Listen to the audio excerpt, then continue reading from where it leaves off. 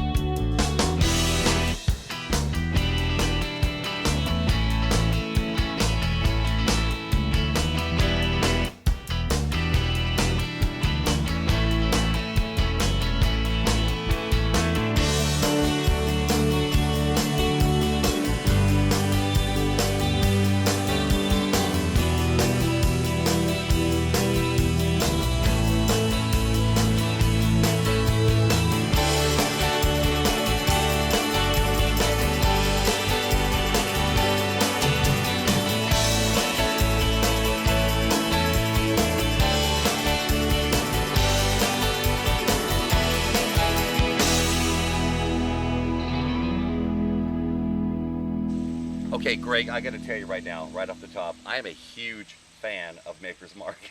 I mean, before I got this assignment, I was like, okay, now I know where they make it. I'm about to find that out. This is fascinating. This is awesome. What's going to make it even better is when we go through everything, because we're going to taste at different stages. Fermentation, we're going to taste it coming off the stills. I think your appreciation for not only Maker's Mark, but for bourbon in general, man, is really going to lift it up. And by the way, the key word there is taste.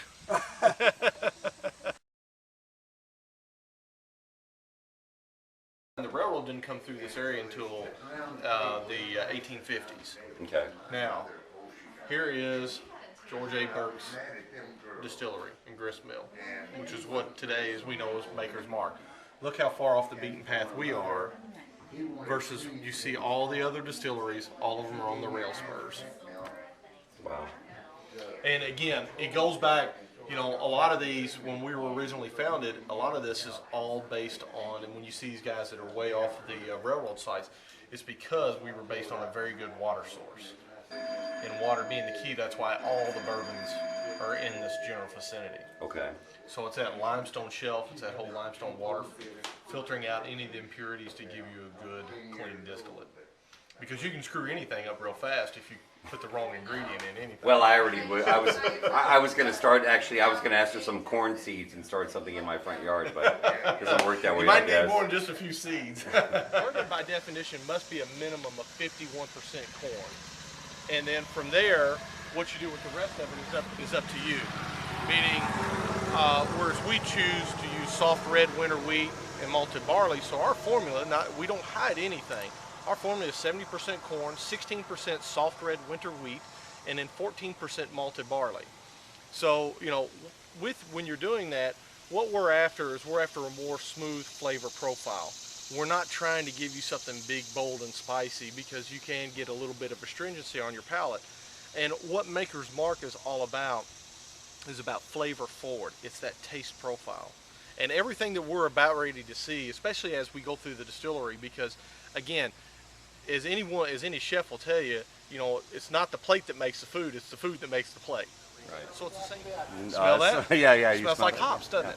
Yeah. That's because when we're making our yeast, what we do is we use hops in the making of our yeast because hops has a natural bacteriostatic power. In other words, it will kill some bacterium. This helps us maintain a pure yeast culture because it's our Samuel's family yeast strain. And guys, it's not about me. It's the guys that we're getting ready to meet sitting up here on the porch because they're the ones doing the work. The only time it's about me is if something goes wrong. That's the only time the finger comes back. Okay, now, but speaking of fingers, we get to try the mash, right? Oh yeah, we're not only are we going to taste the mash, but we're going to taste the distillate off the beer still and then our finished product coming off the doubler.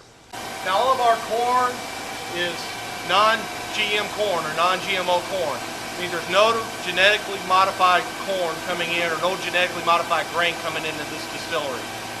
We use 70% corn right here behind us, 16% soft red winter wheat, and 14% malted barley. Now we use a roller mill instead of a hammer mill to grind all of our grains, but with the roller mill what we're doing is we're just gently crushing the grain. We're not actually trying to make flour out of everything. And that's what the roller mill does for us, because we're after the starch and the flavor. We're not after every single possible thing that's in there. Because when you go to cook, our cooking process is an atmospheric cooking process, which just means basically, you have an open pot, you're naturally allowed to boil and vent to the atmosphere. So we take our corn, we boil that, we let that vent because we want some of that graininess, or some of that like cornbread, some of that aroma. We want that to be driven off. We don't want to impart that into our whiskey flavor. Now, if we were to pressure cook, that kind of holds some of that flavor in, but doing an atmospheric cook, it allows that to vent out.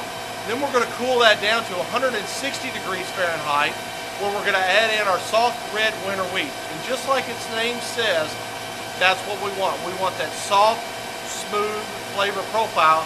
It's a tactile sensation, or mouthfeel, that we're after. So by putting it in at a lower temperature, we don't extract everything out of it. We don't want to get everything out of that wheat. We only want to get the starch. We want to get the flavor out of it. Then we'll cool it down to 150 degrees, where we add in the malted barley. And the malt takes that starch molecule that's now cooked up and swollen up and breaks it apart into fermentable sugars for our yeast. Now, each one of our mash cooks, we have 2 cookers. One cook equals 1 fermenter. We don't stack. And everything in here, back right after about 2002, we did an expansion. We did an exact mirror image. We did an exact replica of what we had, because we did not want to change anything that we do. So kids, the moral of the story is, science project, you can make whiskey.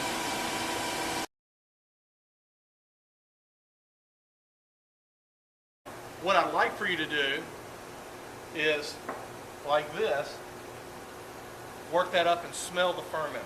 Okay, I can just do that with my hand, right? Yes, just kind of work it up. This is so awesome. So just put my hands in there. Now just kind of work it up. Now here you go, like this. Like this. I'm just bringing the aroma up to you. Whoop. Oh wow. Smell, start to see how it smells. Now, what I want you to do is just taste. Take Taste a little it. bit on your finger, Okay. which you already have on your finger. Now, bourbon by definition is a sour mash, but as you just tasted, it's not a rancid sour, it's a No. sweet sour. Right. It's very sweet. Exactly. That's one of those common misnomers about bourbon and production about this. Now, this fermenter was actually just set about 12 hours ago. The bubbling that you see is the yeast taking that 1 molecule of sugar. Half is going to CO2 production that you see here. The other half is going to my personal favorite, which is alcohol. I was going to say, you really don't want to dip your hand that far down in there, but you're okay too. You're not going to hurt it, and it's not going to hurt you. So what do you call this? I mean, what is Now, this? this is the fermenter. This is actually the fermenting beer. We refer to any fermenting grain as distiller's beer. Now, it's not like the beer as in Budweiser that you would want to drink unless you want to spend the rest of the day in the bathroom. If you have a problem in that department, this will help clean you out. Okay, so we're walking along, and it's starting to get a little bit stronger now. Yes. Notice the complexity is starting to Yes, build? yes. Okay, this is an older fermenter. Notice how this one, the grain is on top. You can see it kind of barely moving and bubbling along. Now, if I break this cap, this grain cap, and when we taste,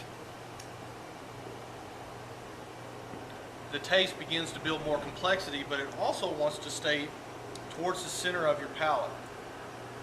And it's a very cereal-like. It's not a graininess. It's a very cereal type note that we're tasting here. And the smell, again, you're starting to get that more ripe bowl of bananas and apples. Right. And that's what the Samuel's family yeast strain is doing for us. That's why it's so important. Those esters, or those fruit-like compounds that we're smelling right now, we're actually going to be able to taste on the stills. What we do is the beer still is designed, and it's all solid copper. It's 3 foot diameter, 40 by 45 feet tall. The beer comes in at the top third of it, starts working its way down.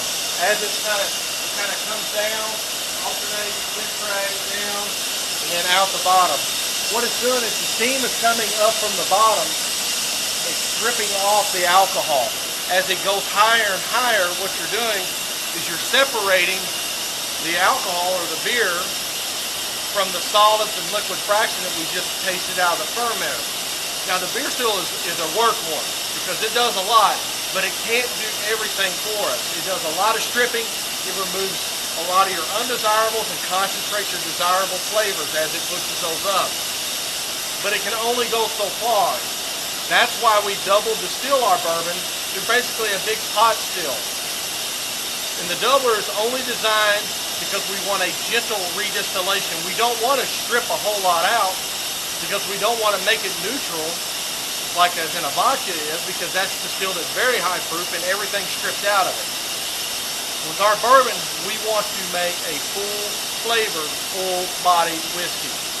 By doing so, we come off our beer still at 120 proof, then we only double distill that only up to 130 proof. So we're not actually doubling the proof. We're only just doing a 5% increase in alcohol just to gently clean that up. And what we're going to do is, the first thing we're going to do is we're going to taste off of the beer still. What you see is the actual alcohol flow coming off of the beer still. This is not some little pump. If you notice that when I open that up, you're also starting to get a different aroma. So I'm going to stick this in here, and we're going to get us a little sample. Now guys, this is going to be warm as in temperature-wise, because this is going over to our doubler. So we don't want to have this ice cold and then going into the doubler, which would require more steam to redistill it. This is what we're going to do. We're going to stick our fingers in, put it on your palate, and then do a soft, smooth exhale. I'm going to do this in here. Oh yeah. And then take it up into my mouth. Yeah. Here we go. And just a nice, soft, smooth little exhale. Do you notice how that sits right there on the center Right. of your palate? Right. Now, notice how you're starting to get like this oily kind of coating. Yeah. Okay. Now, do you want to actually taste this way? Sure. Now, when you do, what you want to do is you want to take just a little bit that you're comfortable with, chew on it for a little bit, Okay. and then swallow. And then when you swallow, do a nice, soft, smooth, long exhale.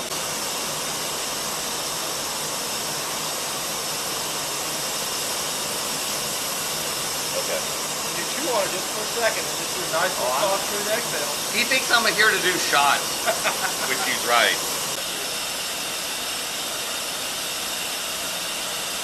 Kind of chew on it just a little bit, kind of work it around. And then when you're comfortable, swallow, and then just do a nice, soft, smooth exhale.